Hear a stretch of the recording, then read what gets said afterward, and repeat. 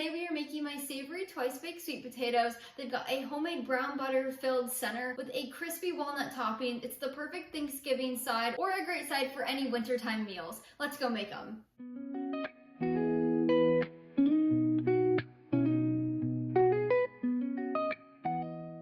You can find my full written recipe linked down in the description below. Just click that link. It'll take you over to the blog where you can print and save anytime. You'll also find tons of serving ideas and storage tips over there as well.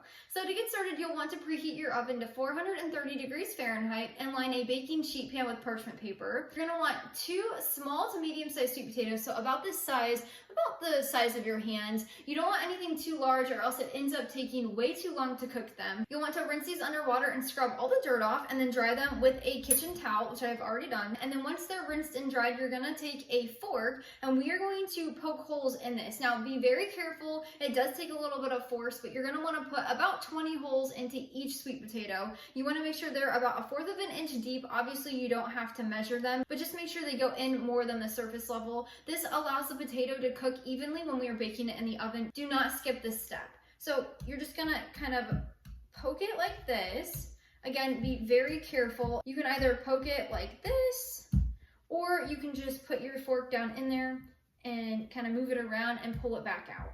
So just do this about 20 times. You want to make sure it's all the way around your sweet potato.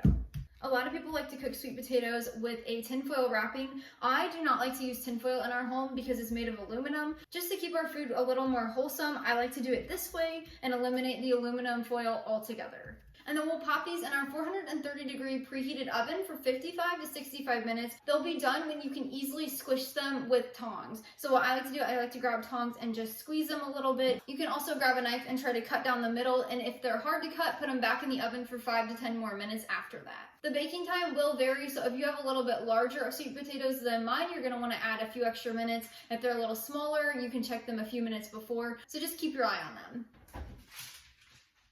Now, while our sweet potatoes cook, we're gonna make our brown butter and our walnut topping. So to get started, you'll want to grab 4 tablespoons of salted stick butter and you're gonna add it into a small saucepan. We're gonna heat it over medium heat for about 5 minutes until it's melted.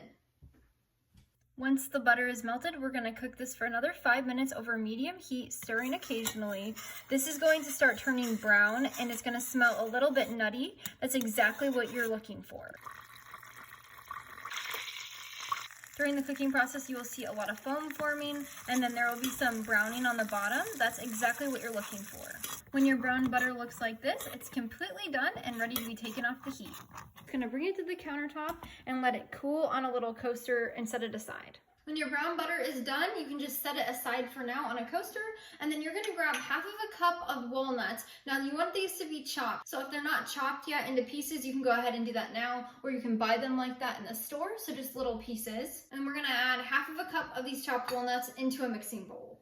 Along with 1/2 teaspoon of chili powder, make sure it's salt-free. 1/4 teaspoon of ground cumin.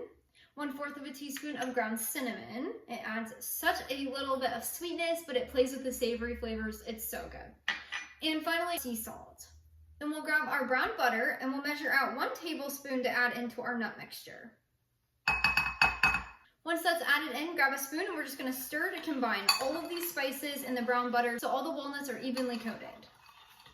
It smells so good in here. Between all these spices and the brown butter and the sweet potatoes cooking, it smells like Thanksgiving already. Once you've got your walnut mixture completely mixed up and combined, it should look like this. Now, if you try one of these by themselves, they are really good, but they're gonna be a little strong. Trust me, when you put them on your sweet potato, it's gonna melt together and have the perfect balance of seasoning and flavor. But of course, we're gonna have one right now.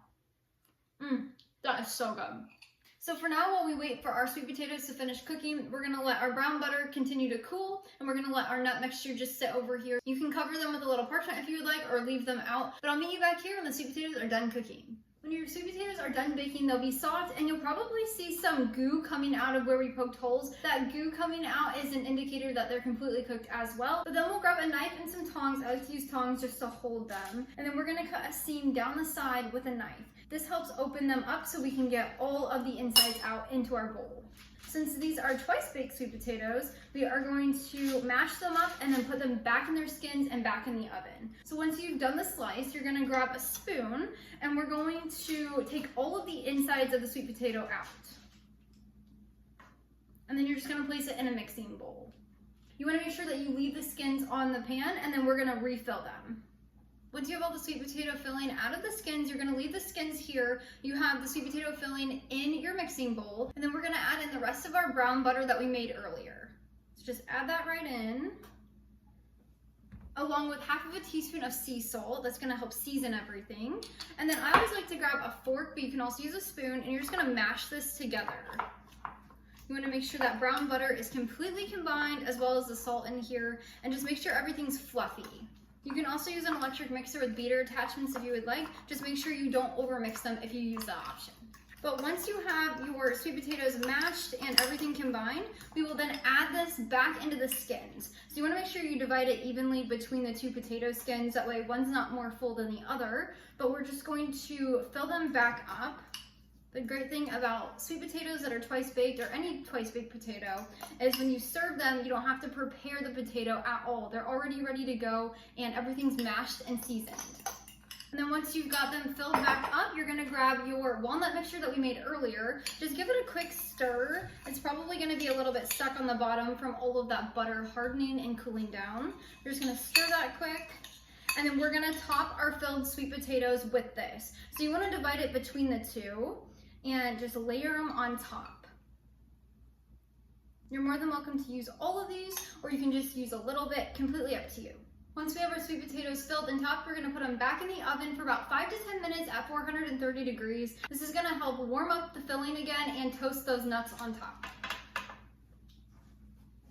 During this second bake, just make sure those nuts are not going to burn on top, so definitely start with 5 minutes and adjust and add a little more time if needed.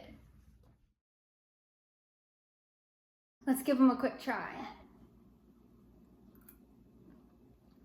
That is so good. You get the little bit of sweetness from the sweet potato. The brown butter is throughout, and those nuts on top are perfectly spiced. You're gonna love this recipe. Like I said earlier in this video, you can serve these on your Thanksgiving menu. You can serve these with a nice steak or a piece of chicken during winter time when sweet potatoes are in season. They are a really delicious side. If you're not a huge fan of sweets like my husband and I, then these are great if you don't want to have the marshmallow topped. We both could eat those, but this savory version is a much better option in our house. I hope this recipe finds a special place on your Thanksgiving menu or on your table this winter. Until next time, go love your family and serve God one recipe at a time.